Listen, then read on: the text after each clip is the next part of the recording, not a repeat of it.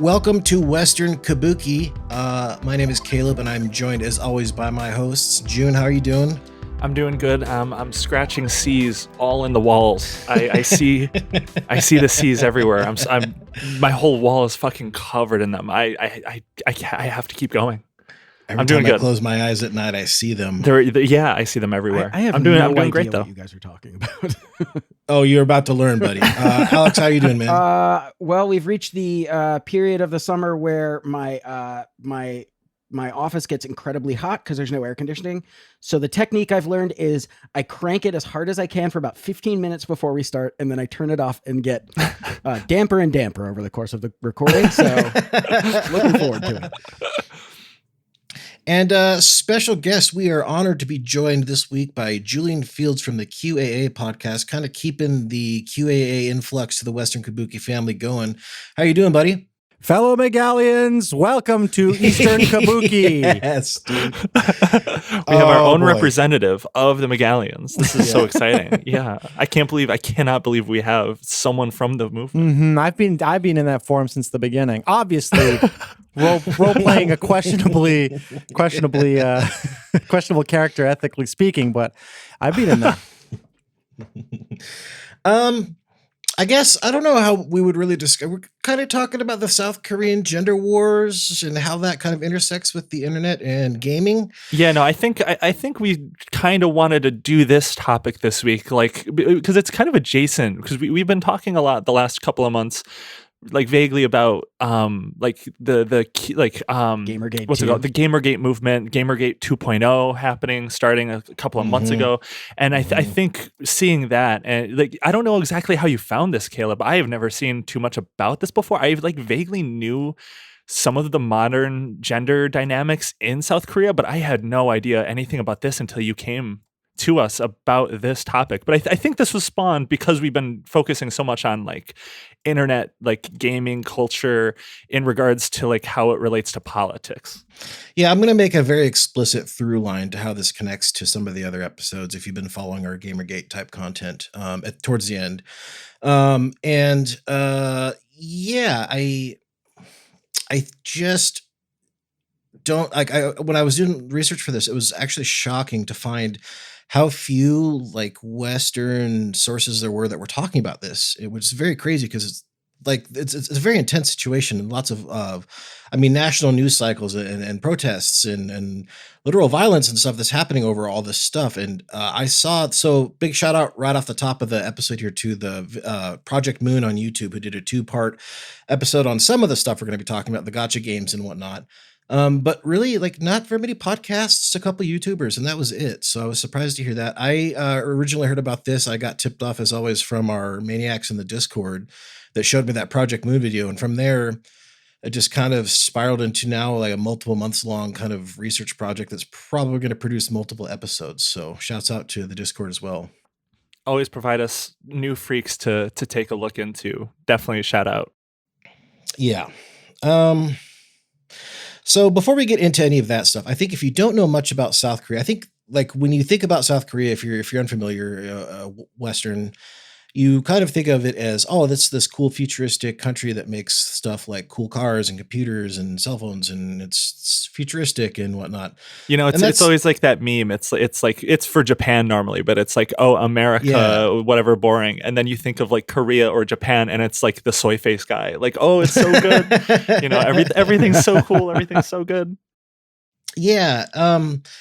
But it's that, but it's like very, very, very steeped in kind of a hierarchical, patriarchal system, even more so than other, I guess, East Asian countries, where like status. And as I'm saying this, I'm looking at a Korean language like diagram of how to like greet people of various economic classes, genders, ages, and it's a very hard to understand diagram. I mean, even just the lexicon that people use to greet one another is very steeped in this tradition of hierarchy. And it goes back a long ways, and there's like a historic materialist reason that this all happened that we're not really going to get into. That Project Moon video that I had mentioned earlier goes into that quite a bit, and some other sources do as well if you're a history buff. But what you need to know is that for this episode anyway, that this results in a lot of inequality gender-wise. among developed nations, South Korea is like easily at the top or near the top of basically any sort of gender gap you can think of. For example, as of 2022, women in South Korea earned 31% less than men, despite having more education, which is the largest gender pay gap in the developed world. Women in South Korea hold fewer than 20% of seats in the National Assembly, which is like a third less than the United States and about half as much as the European Parliament. And as of 2016, the World Economic Forum, friend of the show, reported that shout out WEF, big homies, big homies, 90% of victims who reported violent crimes in South Korea were women, and of those that were sexual crimes, less than 20% of all sexual crimes even get reported. So it's a really, really, really shitty and skewed situation there against women. And what that results in, particularly online, as the younger crowd kind of becomes more liberalized, is kind of a rejection of this tradition. And I'm sure you've seen some of this. I think the most common, if you guys have heard of the 4B movement. Before looking into this, I've never heard of that before. Before. Now I'm familiar looking at it for this. Gotcha. Yeah, Julian, you said you weren't either? I was not, no. Yeah, never heard of it. This is probably the most well-known aspect of this that's going on in the Western world. And in Korean, BI is the Korean word for either non or no. And so the 4Bs mean no marriage, no procreation, no relationships, no sex. What this really is instead of like trying everyone wants to become an incel. It's the biggest volcel movement in the world. It's the biggest volcel movement in the world. It's instead of trying to like fight this hierarchy or the patriarchy, it's a repudiation of it and a refusal to even participate in the system entirely. I'm amazed that like the follow up to Valerie Solanas and the Scum Manifesto is South Korea, not in the West at all. That's cool. Yeah, that's been kind of weird. Like, I feel like this is the most clear parallel to like historical like women's rights movements. It's quite different, and from what I can just gather so far. But yeah, no, it's a weird it's weird to like watch a women's rights movement happen in real time in like the modern age. I guess it's a very bizarre experience reading about this and seeing some of the protests. Yeah, this 4B had kind of started, I don't know where, there's debates on where it actually started, but it really kind of gained steam late 2017, 2018 on Twitter. This is in a country like South Korea where birth rates are declining. This is like a real big issue. This isn't just like, internet nonsense that we might know about, but our parents would be like, huh? Like, this is like serious. They treat this very seriously. And a lot of this kind of stuff is happening, is being birthed through various internet forums, which if you are a follower of the show, you'll know that's our bread and butter. So what do you guys know? Let's talk about this. Let's get right off the bat. Megalia, what'd you guys learn? I learned that they are successfully gathering on the internet, just like the other Chan cultures, and becoming huge trolls. And then, of course, like 8chan was formed from 4chan, we have a breakaway that are even more insane and online and turn into TERFs, which is not surprising, but also, interesting.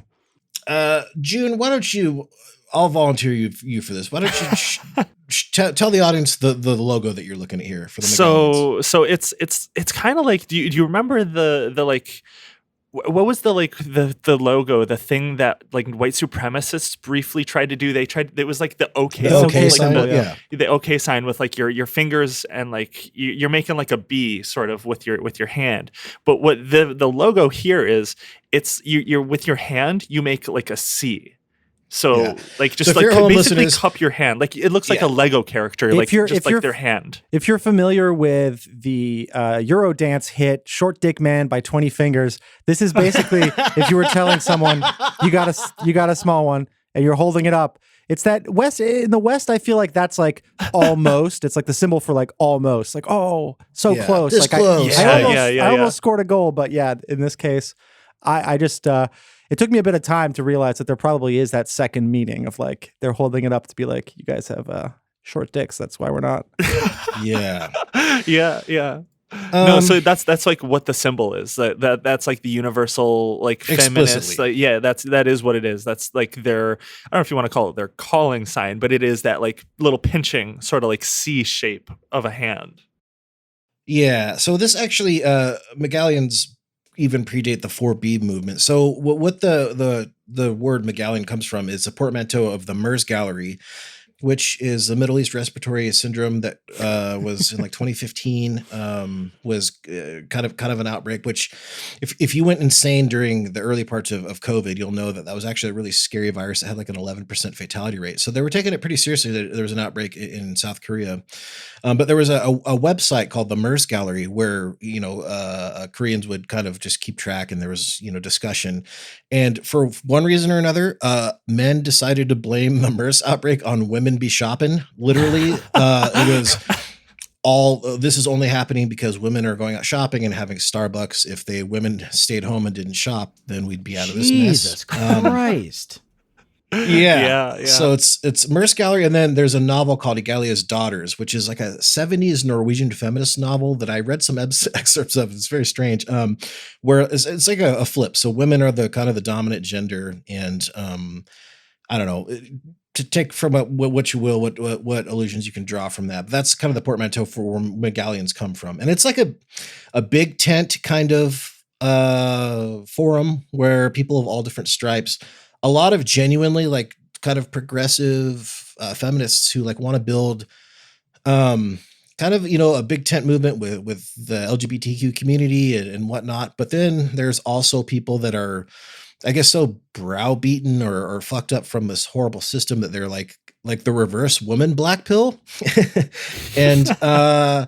And there's a lot of infighting. So the Megalian actually, their forum is really only open for like 18 months. And then a bunch of splinters, like Julian had mentioned before, splinter forums had kind of shot off. And one of them was WMAD, which is still online. I've been reading it for the last few weeks. And the upvote button on WMAD is swastika, and the downvote button is the pinch icon, and the logo of the website is a labia. Fucking lots crazy. going on there. A swastika. Like, what the These people are crazy. Swastikas, South Korean politics are on a different level. Swastikas famously have a very different connotation in other parts of the world, as do Nazis, which is why there's like Indian clothing stores called like Hitler and shit like that. I mean, you see that stuff all the time. Yeah, I saw a picture of one of those where it was like Hitler. It was like literally called Hitler 2, and it was like the swastika in India, which is crazy. But I feel like South Korea, I don't know if they would have that like. I mean, considering their I guess considering their relationship with Japan, maybe yes, they would have a different kind of vibe going on. But yeah, and WMAD, I don't want to get too into the weeds on either of these websites because, again, this is specifically a subject that I want to come back to later and do an entire hour on, because it would be very easy to fill that out and it'd be very fun. So if you're familiar with these and you're like, oh, you got to get to this, that, and the other, just wait, because we're going to come back to this. But WMAD was, again, it's the same kind of thing. It's just more extreme, and it has like the upvote function and whatnot. But like the real like radicals are there, and there's like reports that some of it's just like kind of just like LARPing, as we'd call it in the West, of like killing men and stuff like that. But then there are actual like multiple instances of crimes that have happened and were posted there against men, and that resulted in some prosecutions and even some protests due to those prosecutions. And it's, again, one of those rare instances where the internet just kind of spills out into the real world in a very fucking insane way.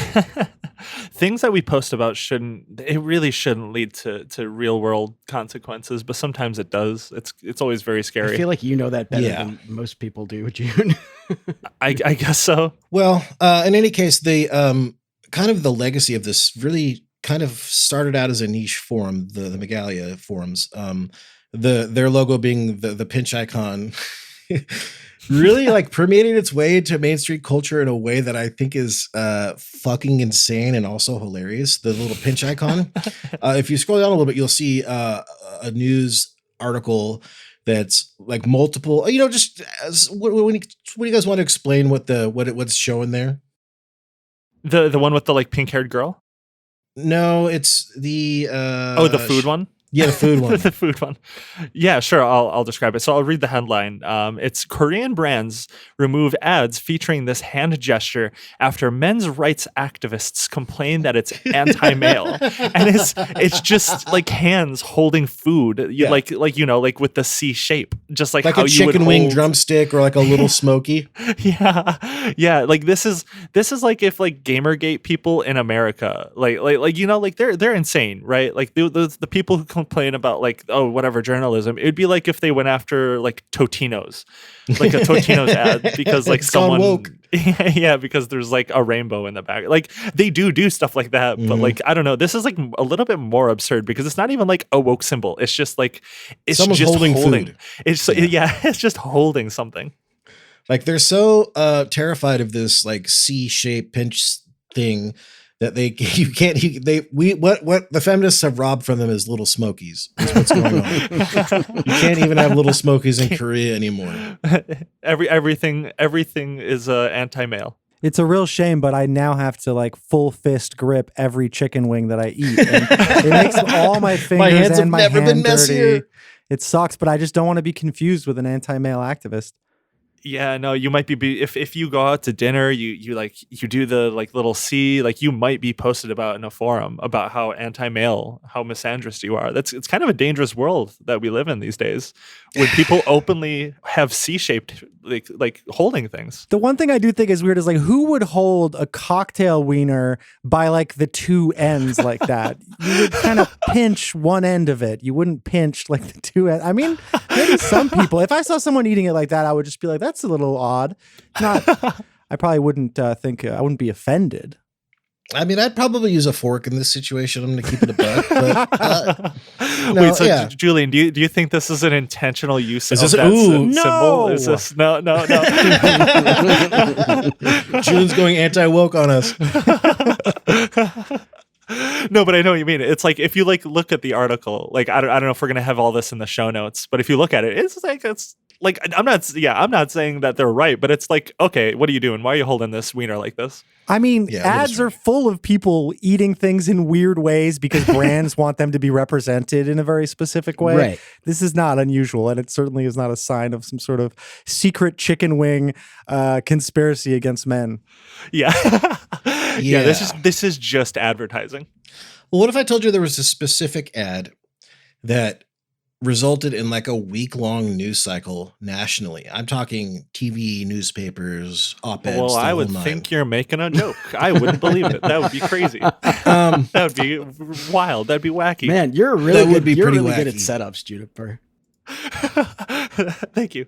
And by the way, to answer your question, yes, our notes for this specifically, because it's pretty dense, are going to be in the Patreon and in the Discord. There, a version of them already is in the Discord because some people there have been helping me, which thank you if you're listening to that. So there's an article, Alex, if you don't mind, you don't need to click it because so I'll just say this. I had to kind of edit some of these articles for clarity because they were either translated from Google or were written by somebody who's didn't speak English as a primary language. So it's all in here if you want to read those. Yeah. So this one about MapleStory? Yep.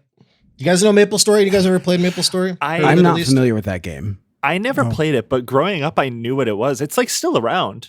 I do not play Canadian games. This happened like a year ago today. I don't play Canadian games.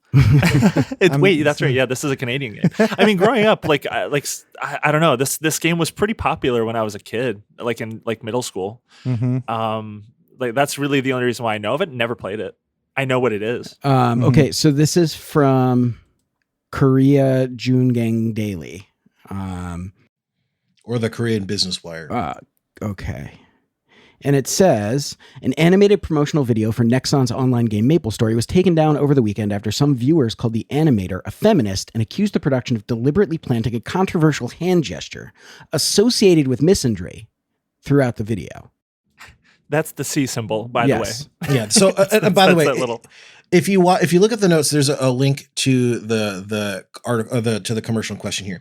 We're talking about 2-3 frames tops. Yeah, they have to stop it in the middle of like pretty quick movement to accuse. It's not like, hey, the character goes up and makes this symbol, at And the winks at the camera. No, this is like freeze frame baking. I mean, it's next level stuff. This is actually like why you're the perfect guy for this, Julian, because this is like QAnon level investigation. Yeah, it really is. That's right. They rubbing watched, it in your face. Look for the hidden symbols, folks. Yeah, they had to turn this. They like invented a new YouTube scrubbing level. They had like a 0.05 rate to play this video to have this go. Like, I don't even know how you'd find this. So it says here, Studio Puri, the animation production company behind the video, issued a statement apologizing for any possible controversies, but denied accusations that any hand gestures were purposely placed in as political symbols. The hand gesture in question is a pinching motion using the index and thumb finger, which has been used as a symbol of the now defunct Megalia, one of Korea's largest radical feminist online communities, to ridicule the size of Korean men's genitals. So it is that. That's epic. Oh my god. Nexon posted the animation promoting the remastering of MapleStory's Angelic Buster, one of the game's playable characters, who is shown with the hand gesture. Online users first posted their opinions on an online community website with screenshots of the video, which they alleged were unnecessary additions of the gesture. Nexon took down the video a minute after midnight on Sunday and uploaded a statement right after saying, we apologize for causing trouble by not making careful examinations during the promotional video production process. MapleStory director Kim Chang-seop also opened a YouTube live stream on Sunday to apologize. Quote, "We are firmly opposed to a culture where blind hate is directed to others while no shame is felt in revealing them, as well as people who find delight in secretly revealing such hate," he said. Studio Puri also published a statement apologizing for the controversy. The studio promised to take action by editing the videos and said they would exclude the animation staff behind the video from any future promotional video production. That's so crazy, bonkers. man. That's just so insane. Because it gets strap the fuck in, because it definitely gets crazier. The person that was fired for that was a woman who did not actually work on this video, and in fact, nobody from Studio Potpourri worked on this. This was actually made by a 40-year-old man who was outsourced to Studio Potpourri because they were on such a huge deadline that they had this person. So this animator didn't even work for the company. Oh my God. And she still got fired. Oh my God. And it was just like some dude. So yeah, it was just some guy that literally he never got named. She gets fired. So the studio apologizes. This is apparently not enough for these guys. And what happens next is, frankly, it's kind of scary. And this was like when I was reading about the event, and I was like, okay, we should talk about this, because like you talk about Grums and all this, like they're trying to do internet activism in real life and all this stuff. Yeah. These guys go to Studio Potpourri's office, they storm it, they take pictures of all the employees, post them online, and dox them. Oh my God. Of the people that work for Studio Potpourri, despite the fact that this woman that was fired didn't work on it, and the guy that did make this didn't work there either. Yeah, so, no, this is like next level. Like this is what Grums would be doing like a year from now, if that momentum keeps like going. I like these people are like I said psychotic before, but this is just video games. Like why do video games drive people so crazy to like politically? Like why is gamer an actual like political identity? It's a political identity. Like why you have is to recognize that? it Why? as a political identity these days. Yeah, like genuinely, like I mean that. Like why? They're a voting bloc. I think that it's like honestly, like I think stan culture has done terrible things to culture globally. I think that like people identifying as people getting their identity from popular culture has just done terrible stuff, because in the end you don't really have any control over those properties. So we're coming after you, Swifties. So when we're coming after you, when Taylor Swift starts dating Maddie Healy or Star Wars goes woke or whatever, people get upset and it makes them insane, and it makes them want to harm other people. Politics through consumption replaces the personality, I guess. Yeah. When your only form of like political protest is essentially consumer revolt, and that's the extent of the lever you can pull to make change, then yeah, reaching into the screen and changing the thing so it looks the way you want it is a powerful act. And if they can get together and make that happen, they can feel like, look, when I see this this image reflected back at me and it's changed and we did that, I changed something. I did something. And I do think it's like a huge I think one of the crucial elements here is just disempowerment and people feeling like they just they cannot affect this machine that we're all caught in. Which I think is like largely a correct read of the world. Like I do think that like yeah, exactly. They're correct that they've like been disempowered over time, and that the best they can do is get someone fired or get their favorite gacha game redesigned because the consumption is the identity. And yeah, these things are the closest they have to like what used to be identity with community, identity with nation. I mean, whatever. I mean, those obviously have their downsides as well. Yeah. That is like the funny thing though, is like the two victories they got here was firing the unrelated employee and then getting rid of that like not even half a second animation. Like how do you think, like, did they probably felt really good when they saw the edited one. They were like, we did it, Reddit. Yeah, we did it. Like that's, you get that accomplishment so of crazy. We did it, Reddit, and you get the high from that until it wears off, and then you're Grums scrolling through the next thing. I think as of today, Grums is trying to cancel Adobe because they're horrible terms of service, which happens like every time Adobe updates their terms of service. The Reddit will go insane, and Grums will try and make it because there's probably someone with blue hair working at Adobe, which of course there's people with blue hair working at Adobe. It's Adobe.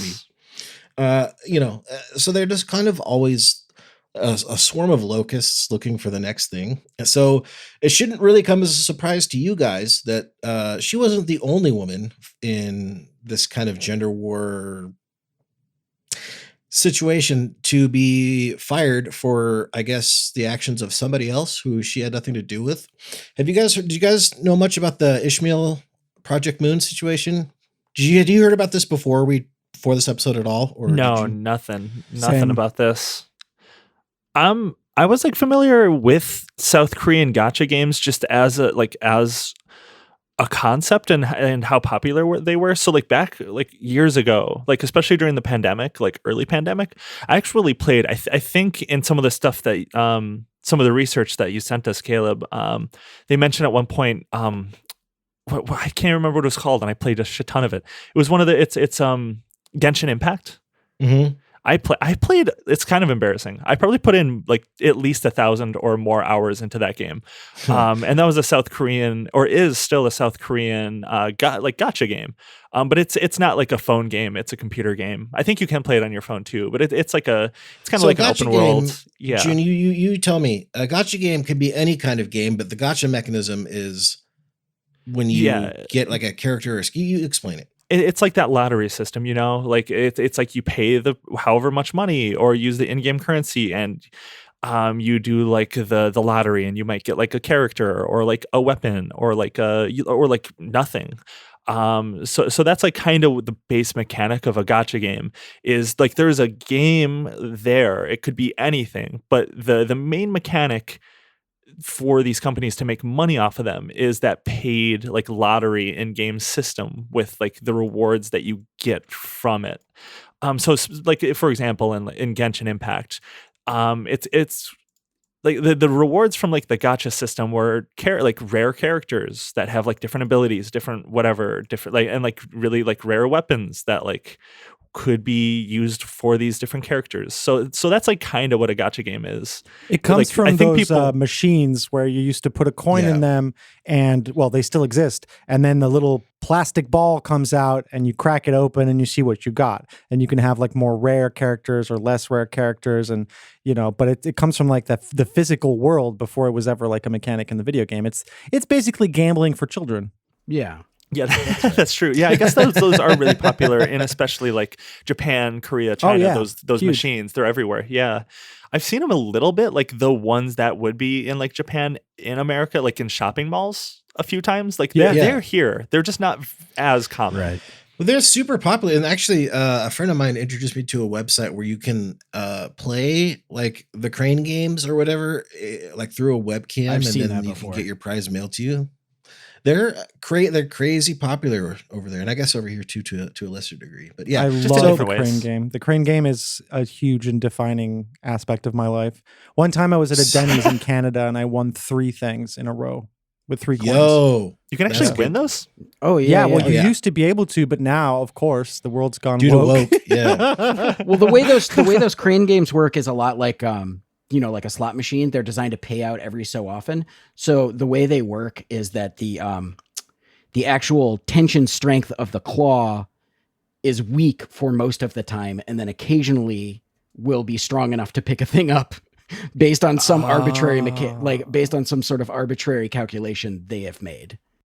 And the So- owner and it can wasn't tune the always like that. machine. So like in Denny's, it's probably not their focus to make sure their machines don't pay out too much because that's not really the source of income. It's just a fun machine. I think this one had some pretty good tension. They didn't What'd succumb you to get? wokeness yet. Do you remember what you got? 3 stuffed animals that probably are in a landfill right now. Okay. Well, it's a good memory at least. It's a good Yeah, memory. exactly. So, I mean, It I've really never is. won. That's got to I've- be so satisfying. It was I've never incredible. won one of those. I felt so good. 3 in a row too. That's insane. I know. Okay, to summarize, any game can be a gacha game. You can win anything, any kind of microtransaction that the game wants, from new characters to a weapon to a skin, or in some cases, maybe a titty skin. Could be, maybe. Alex, do you want to read this next one? Yes. All right. Korean gaming company fires female designer due to accusations of being a feminist. Note this article was edited for clarity. In June 2023, a South Korean game company, Project Moon, released a new summer gacha event for their game Limbus Company. In the event, characters get summer-themed outfits and skins for the game. In particular, one character, named Ishmael, came under fire. Male fans of the Limbus Company claimed that Ishmael's outfit was not as sexy as they were used to. Which, by the way, just to interject here really quick, Project Moon at this point, this is kind of a little bit of misnomer. Project Moon at this point was really known for avoiding like the titty skins. They had recently gained some notoriety for their games from people that came from other gacha games where, you know, thongs and skimpy bikinis and stuff were kind of the norm. So what you're seeing here is actually this company being just operating normally how they would just normally make their skins. So And to be clear, like the design is a woman in a full body wetsuit, and it's not at all revealing. It looks like what Solid Snake wears, kind of. yeah.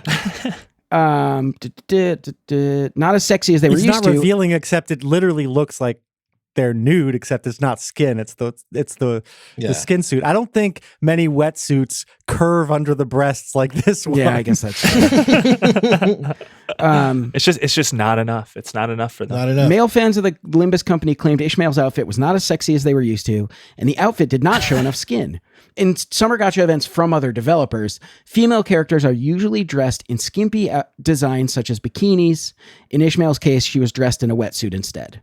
Here's where the situation gets complicated. It was claimed online that the male fans initially planned on protesting the designer, but later realized Ishmael was worked on by a male designer. Later, however, they found another female designer named Velmori who worked on the game in other areas. Users found her Twitter account and accused her of having ties to radical extremist feminist groups in South Korea. This led to more accusations that the game imagery created by her secretly contained feminist symbols, elements, and dog whistles. In response to the accusations, the Limbus Company developer Project Moon released an official statement announcing they had fired Velmori. Limbus Company stated that one of the main contractual rules they reinforced to their employees is to prevent any controversial opinions from being reflected in their personal social media. Fans of the game discovered that Velmori had retweeted a post 5 years ago. The retweet in question supported the cause of stopping illegal spy cam filming in South Korea, a common occurrence on trains, public restrooms, hotels, and more. The call to stop illegal filming is highly associated with feminism in South Korea. Thus, Velmori was fired from Project Moon. Fuck, dude. Yeah. Yeah. We need to retire the word dog whistle. There's many words like this at this point, but God, the dog Yeah, whistle. no, like I've been seeing a lot of like people be like, "Oh, the mask has come off," and it's like You know, it's like how long has the mask has been off for a lot of these people for like a decade now. That's just what these people are about. The fine people at Koreaboo, dog whistle was something that I added because the translation wouldn't have made sense otherwise. I see. Still though, it's so funny that a lot of politics in like America, like specifically Korea, South Korea, and the analogs in America for like these gamer types comes down to like how like it's not satisfactory for them to jerk off. Like they can't jerk off well enough to these like images. It's crazy how it's like an actual movement that has some salience for like a group of people. I can't comprehend it. Like that would be like the thing. Yeah. This again goes bonkers, national news. The studio apologizes and, Velmore is fired. I guess this wasn't enough for the protesters. It's kind of a back and forth. They release they release a statement, and the first statement is a kind of this PR mumbo jumbo that doesn't really make sense to people on either side, and the situation just gets way worse. So they eventually release a second statement and say that, she's been, I'm going to pull up my notes here. How do they say it? That she had like left of her own accord, basically, that she wasn't fired. Yeah, it's like very clearly one of those things where it's like they were like, you have to step down, otherwise we're going to make it your problem, is like probably what the conversation and the behind the scenes is. Like if we can say that you left amicably, we won't make it your problem. Like we won't come after you. Imagine the actual conversation that happens in those situations. So what happens is massive protests. There's if you're looking at in your guys' notes, you see that truck with a billboard. Yeah. They paid for that truck to drive around Project Moon's headquarters for like a week, denouncing the firing. It was like the various unions in South Korea had like denounced and were protesting that this had happened. So then Project Moon says, she left, quote, in compliance of their own wishes, and said that they could no longer work at Project Moon due to political issue-based attacks on social media. So then the youth and IT unions kind of withdraw their statements. We don't really know what happens to Velmori or why she left. It's pretty obvious at this point. It was, you got to go one way or the other, whether, they're resigned because they're harassed or they were fired. But it's again another instance of a woman who had nothing to do with this getting blamed for it. Yeah, and really what it all came down to, quite the theme that's going on here. Yeah, yeah. Again, I think as this episode unfolds, you start to see more and more through lines between the things we're talking about now and some of the stuff we've talked about in our previous episodes, with like Sweet Baby Detective and so on. One thing that this article didn't mention that the gamers were really mad about is there was Ishmael, and I can't remember the name of her male counterpart. There's a male skin for one of the other characters, and he was wearing like a board shirt or whatever that was unbuttoned with no shirt underneath. And they're like, "Well, he's sexy. Why can't she, why is she not sexy enough?" So that's kind of a Free Stellar Blade scenario to keep in mind. Free Stellar Blade, yeah, Free Stellar Blade. Also, this is just a side note. But it's crazy that like I thought it was South Korea. Maybe it's Japan. Is Japan the country, or is it both, that has like, if you take a picture, it will always do that like click symbol. So like you'll know if you're in public and get like a picture taken of you, because like the source of this being the like filming in public thing that was like, is there like a large population in Korea that like is okay with that? Like I'm assuming mostly men, like recording. Yeah, it's a big problem there. Yeah, because I mean I feel like people don't remember, like, and not that it was as normalized maybe in America, but there was like that subreddit that was banned back in like 2017, like that like, yeah, that upskirt one. It's like, it's crazy that that's like a thing that's. Seems, I mean, like, even in America, past, but that's 2017. That's not that long ago. Yeah. In Japan, I don't know if they're still doing this, but I know there was a period of time when they were doing trains where only women were allowed on to prevent harassment, to prevent groping. Like it I think that is. Yeah, no, I think they still have that. So I think Yeah, we no. should return with a V to mirror on the end of the shoe. God, yeah. I didn't talk about it in this episode because it's just kind of beyond the pale and not really connected to what we're talking about anyway. But there's a documentary that I watched called Cyber Hell. It's called it's kind of talks about a court case called the Nth Room and similar cases where like you could essentially just pay money in South Korea and like through like Telegram channels to view this kind of pornography, or like even worse, where they would blackmail women into getting nudes. And I mean, it's just this whole horrible thing. I'm not going to get into the details of it because it's not really relevant and it's kind of a huge fucking bummer. But yeah, to answer your question, June, it's a big problem there. Yeah, hopefully, hopefully that will change. I don't know. Hopefully, Yeah. That's why maybe they're by having the so many end, protests and stuff, because that's literally how bad it is there. Now, that's the stakes of what's going on is stuff like that. I mean, Yeah. it's real. There's sexual based violence. There's that. I mean, there's all kinds of stuff. We're talking about the lightest interpretation possible of what this is. But again, maybe we'll hit that through line at the end of what all this shit means and what it could mean for us here in the States. For sure. Yeah. Okay, Alex, I've got one more game for you to read about. Thank you for being such a champ for this. Of course. All right, There is a game that is okay. You guys on TikTok at all? Very much. No. Okay, I'm the only one. Okay, well, yes, I am. Okay, so you're scrolling through TikTok, and maybe every now and then you'll get an ad, and it's like this voluptuous young woman animated that is firing a machine gun into a horde of zombies or whatever. Yeah. And her ass and titties are bouncing. They're going fucking crazy. That is called a jiggle physics shooter game. It's a whole genre. I learned about this. I've seen those ads, but I didn't know this is the whole thing.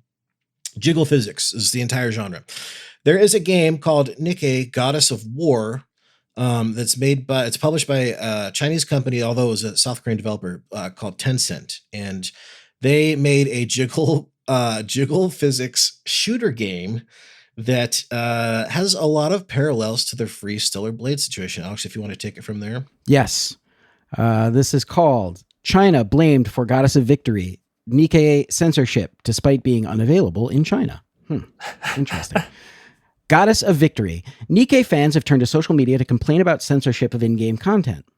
This latest round of complaints comes in the wake of a new banner showcasing an upcoming costume for the character Rupee. This outfit differs slightly from the design data mined during a recent beta, thanks to the addition of a small skirt and a fishnet texture to the character's sheer bodysuit. Okay, hang on for a second. Again, mind you, remember that line. It was data mined. Never was confirmed to be. Does that sound familiar? Yes. Despite many fans citing China as a chief cause in the modification of the costume, it's worth noting that the game hasn't been released in China. Although the game is available in Taiwan and Hong Kong, players in both territories need to utilize a different client to access it. Sexual content would appear to be an important factor in the success of Goddess of Victory Nikke, with the App Store page stating that the game is, quote, an immersive sci-fi RPG shooter game where you recruit and command various maidens to form a beautiful anime girl squad. Great. That sounds. This is my kind of game. Many of the characters Hell yeah, dude. wear revealing costumes, seemingly designed to titillate the audience. Despite this, different countries have different regulations and laws regarding what can be portrayed on screen, with games being heavily edited in some territories in order to receive certification, whether that's by toning down violence or removing sexual content. As such, as minimal as these changes are, it seems that fans are concerned that Tencent is compromising the game's artistic vision for the sake of greater earnings potential. The game has recently enjoyed a huge success, achieving $70 million in revenue in the first month of release. And is this picture that we see below is the one that we're referring to? Is that?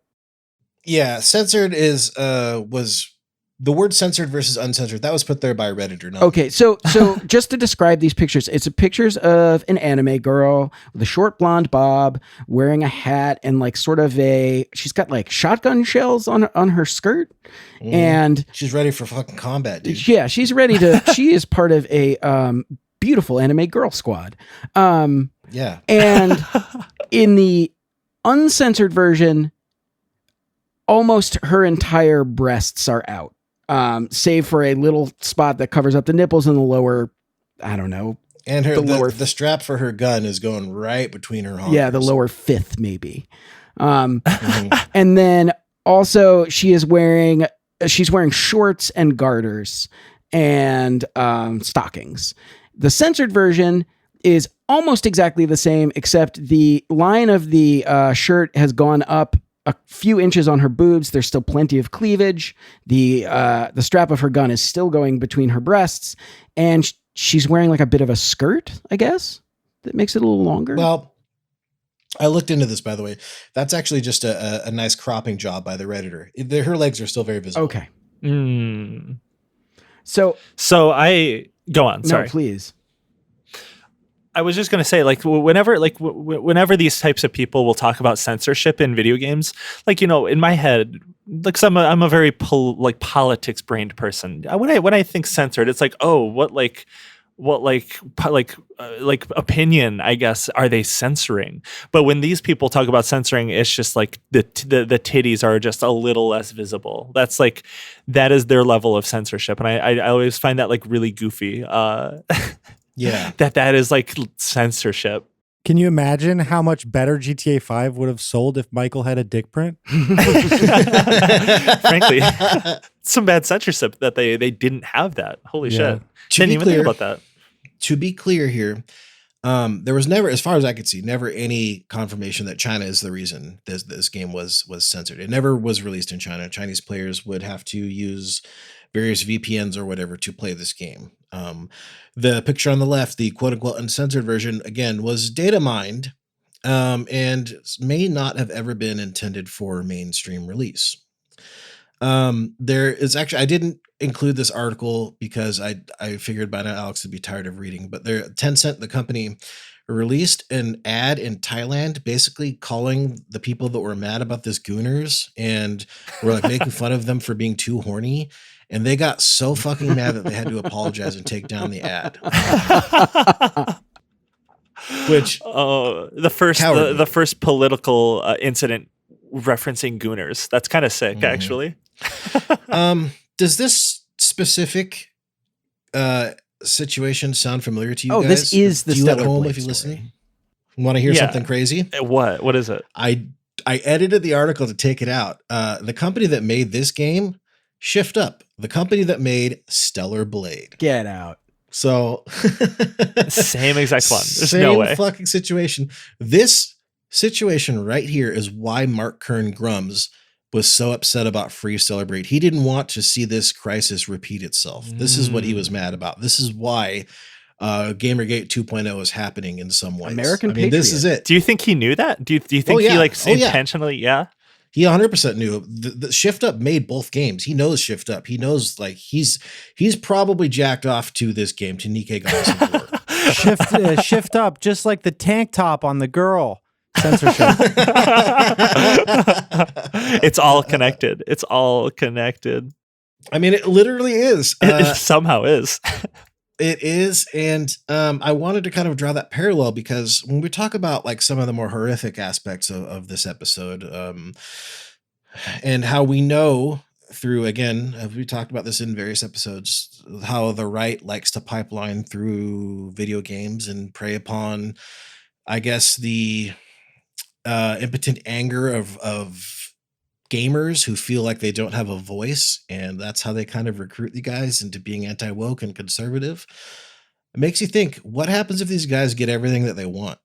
Does that, so I mean, to me, that's just kind of concerning. That was like the impetus of the original Gamergate was I always forget the name of this guy, but one of Trump's like guys he had in the White House. Steve Bannon? Steve Bannon. That was like his whole thing, was to pipeline specifically young men, World of Warcraft, through that sort of radicalization pipeline. And it's not like in South Korea specifically, it seems like men, just with how its culture is already kind of radical in like a conservative way, like against women. So it might just be like easier, I guess, in that way in South Korea, because like gender is so much less equal in South Korea currently. One of the things I find so frustrating about all of these stories is just how quickly the game companies capitulate to these goofballs. It doesn't. It's like Yes. really not specific to any one of these stories. It's like any time they're always just like, gosh, guys, we're really sorry. I was saving that thought for a little bit later, Alex. But I think the capitulation is what makes it snowballs. I mean, you cannot capitulate to these guys because it will get worse every fucking time. I mean, that's the thing though, is like it can't be like these people can't be the majority, right? Like it just has to be like a loud minority. Yeah, it's like the video game companies.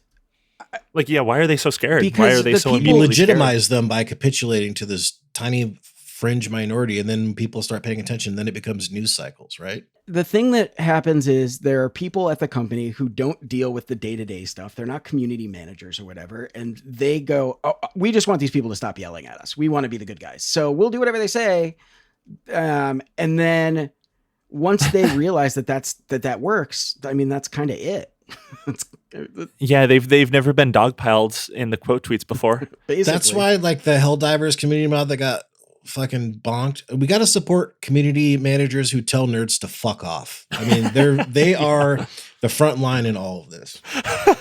They're currently staving off fascism around the world. Is video game community managers? That's all we got. That's all we got left. If all of them fall, we will succumb to this fascism globally. The story of our era will no longer be like failed artist, blinded by mustard gas in World War I, goes on to become German president. It'll be guy who's been banned from like 12 different video game discords. And then blinded from gooning to 15 screens at once. Yeah. No, that's like kind of where we're at though. That's like what it is, which is like ridiculous. Props to Shift Up for ignoring these guys and then also ignoring Grums. I mean, twice they've said for Stellar Blade, hey, those outfits were just an editorial choice. They were never meant for the main release, as we've discussed ad nauseum on this fucking show. So Grums can get his 90,000 signature petition. And by the way, did you see that he mailed it in that giant box? So fucking pathetic. I did. Yeah, that he mailed it. Yeah. Yeah. And he, on the front, he put like a little cover letter. He signed it, Mark Kern at Grums on Twitter. And I made me laugh so hard. He had to put his @ in there on top of 90,000 signatures in his Kinko's box. How else are they going to know who it was? Yeah, dude. Like, not to mention the fact that he's like DMing these guys trying to find out what their socks smell like for the last 3 months. I was under the impression he had I mean, I will cop to having only paid attention to him in passing for the most part, because I find actually paying attention to him really psychologically damaging. But I thought that he was trumpeting some great progress he'd made not too long ago. Was that just him talking out of his ass? Like, so it depends. He'll take any tiny little victory he can get. He'll try, because I think he knows the stakes here, and if he can, I guess frame anything as capitulation, that's good for him. But what happened was Stellar Blade, the original outfits that he was protesting are still in. They released, as games do, they release updates, and there was 2 new sexy outfits. He's like, see, they're bending to our whims. They're making the outfits sexy. And by the way, there's like an outfit in that game that was released on launch where you can like almost see Eve's asshole. Like, I mean, this is like this is like one of the horniest games I've ever seen. I couldn't believe it. Like, this game is wild. So no, like there was never any censorship at all, and the Shift Up had made multiple statements to the contrary. But yeah, they released a couple new outfits, and I wish Dave was here for this. I bet Dave, if you're listening at home, I'm sure your fucking steam's coming out of your ears right now, not being able to talk about this. But yeah, we're not dedicated gamers enough. We should have maybe brought on one of these right-wing gamers to represent their side so we can properly talk debate about this. Yeah, the great gamer debate. Yeah. I would rather kill myself. But what I will say is I did play I downloaded Stellar Blade. It's pretty good. It's not a bad game. I it's a bit horny for my taste, but it's fine, I mean, going back to that strategy though, that's like a strategy that isn't really used that much in like left-wing or liberal spaces, but you see it a lot in like really far right reactionary spaces. Like I feel like the easiest parallel to make is how, if you guys remember, like a year ago during last year's Pride, Matt Walsh was kind of like the ringleader of the like anti-Pride, anti-trans like circus that he was doing. And anytime anything might have happened, like specific, like let's say a bar or whatever would stop carrying what was it, Bud Light or whatever, like, and it was like a bar. Yeah, he would claim they're like chasing that ultimate dopamine victory. high, man. Of we did it, Reddit. Like that's all they want. Yeah, but they know it'll rally the troops. It'll keep people mad because it'll be like, oh, we got this victory. That's like the whole strategy that right wingers seem to really love using. They're maybe really good at that, preying on lonely people and just like making them a part of something. Yeah, I mean, it's like Julian, you were saying before. It's that disempowerment. It's that disempowerment mindset where you can take these small little wins and you feel like you're actually changing something. And it's crazy. It's right wingers really know how to capitalize on that. And this only works temporarily because you were mentioning earlier, what happens if they get what they want? If they get what they want, there will be a war, and the two sides will be, we want our women to be breedable Lolitas, and the other side will be like, we want our women to be virginal trad wives. These people don't actually agree on anything. Yeah, no, that's true. Yeah, no, these movements always implode and form new, different groups and smaller splinter groups. Speaking of Matt Walsh, I mean, he had, up until he tried to get in on the grift a few months ago, he hated gamers and gamers hated him for explicitly that reason. Yeah. He's the trad wife of the trad wife splinter, and these are the breedable submissive Lolitas, and he's like, these guys are fucking weird nerds. Oh, yeah, he hated them. He had nothing but derision for gamers for. Yeah, no, that was like last year. He was posting videos like insulting gamers, and he did that like. It was the only good thing he's ever done. Yeah, but then you're right. He did get in. He started talking about Gamergate too, and it's like, what are you doing, man? We saw you. We saw you a year ago. If you think that they called like people from Sweet Baby a bunch of slurs and stuff in Capritus Rambo's Discord server, they were as equally, if not more harsh, maybe even on Matt Walsh. They hate him that much. Because he's worse than a minority. He's anti-gamer. And I feel like, I don't know if you guys saw specifically, well, I'm sure you guys know about that new Daily Wire show by Adam Carolla. I don't even remember what it's fucking called, like Mr. The animated one? Or some, yeah, that animated one, where there was like a joke that was made that it wasn't even like it wasn't like a anti-right winger joke, because it's a right wing show. But if you go in the comments, it's just like in the replies on this Twitter post, like showing the joke. It's a bunch of Nazis like being like anti-Semitic or like all of this stuff. It's like these traditional conservatives, air quotes, and these old school Republicans have created like these little monsters that hate the people who spawned them. And it's like, you can just go on Twitter and witness this happen in real time for like any sort of cultural movement. I don't know how bad I feel for Ben Shapiro for that, but it is like very concerning that like the chickens have come home to roost, you know? Oh my God. Yeah. You can see groypers all along. Like anytime he has like some moment that's just like not like, I mean, I feel like he doesn't really pop off in the conservative sphere like he used to, but whenever he does, there's those groypers harassing him and actually being anti-Semitic. Yeah, no, it's everywhere. Like this idea of like the new radicals kind of eating the heads of their old. I always find it bizarre when those guys try to maintain plausible deniability when we like see who's responding to what they make, what they write and say.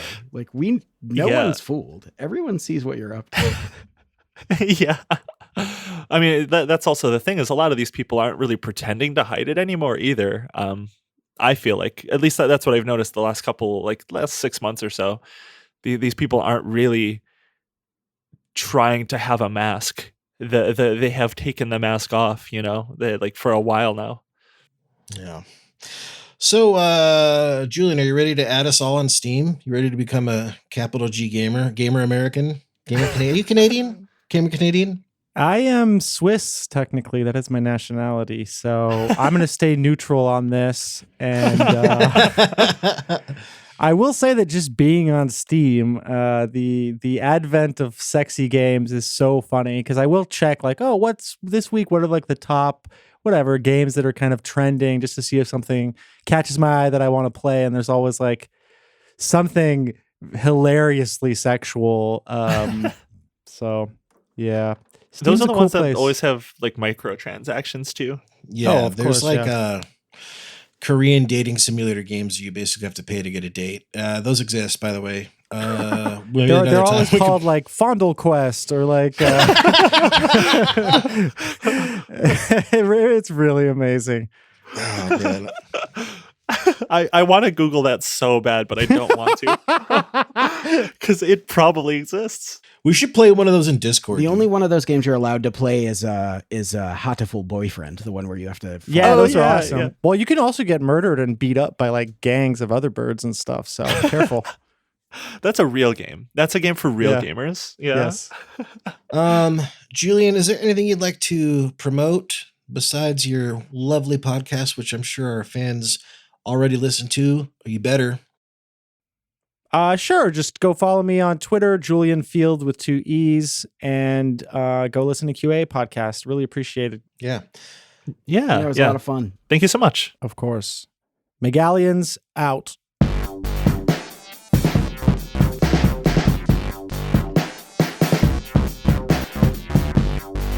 That's it for this week's episode of Western Kabuki. However, we have another episode on our Patreon. We do an interview with Joe Cat, who you may know as the guy who made the I Like Girls video that a lot of people made fun of. And we wanted to talk to him about what it was like to be at the center of sort of like a whirlwind of internet ridicule. Very sweet guy, very thoughtful conversation. You can check that out at patreon.com/Western